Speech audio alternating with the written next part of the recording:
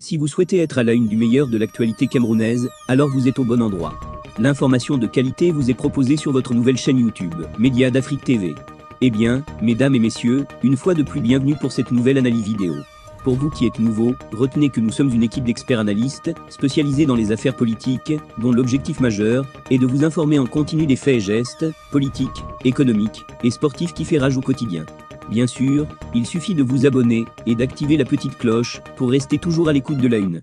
À noter aussi que vos commentaires sont toujours les bienvenus. Au port autonome de Douala, grande infrastructure censée faire tourner l'économie nationale, beaucoup de pratiques malhonnêtes existent, la plupart connues des autorités qui ne lèvent pas leurs petits doigts.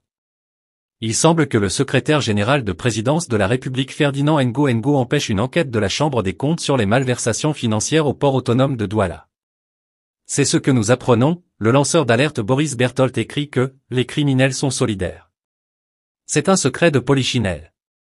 Ainsi, suite aux nombreuses dénonciations sur la mauvaise gestion du port autonome de Douala par le Sicilien du PAD, Cyrus Ngo, la Chambre des comptes a décidé de lancer ses investigations.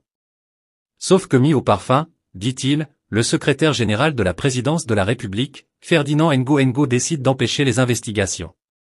Ainsi, il va adresser au président de la Chambre des comptes une correspondance lui intimant de stopper toute initiative dans le sens de voir clair sur la gestion de cette structure étatique. Le processus d'enquête au PAD sera stoppé net. Berthold reconnaît que c'est rien de surprenant dans la démarche de Ferdinand Ngo qui a tout intérêt que l'État ne mette pas son nez dans les scandales qui agitent le PAD, l'endettement du PAD à près de 200 milliards de francs CFA, la réparation de la drague Chantal Biya à près de 2 milliards de francs CFA, 30 milliards de francs CFA dépensés en 2021 pour l'acquisition de 2 dragues, 50 milliards de francs dans l'affaire Portsec. Ainsi que l'indique Berthold, c'est sur ce dernier dossier que Ferdinand Ngo et Cyrus Ngo ont intérêt à se protéger mutuellement. Cette affaire portant sur le projet de sécurisation du PAD d'un montant de 50 milliards de francs CFA fait l'objet d'une investigation au tribunal criminel spécial et Cyrus Ngo a déjà été auditionné par les enquêteurs du TCS. Que dit Ngo ?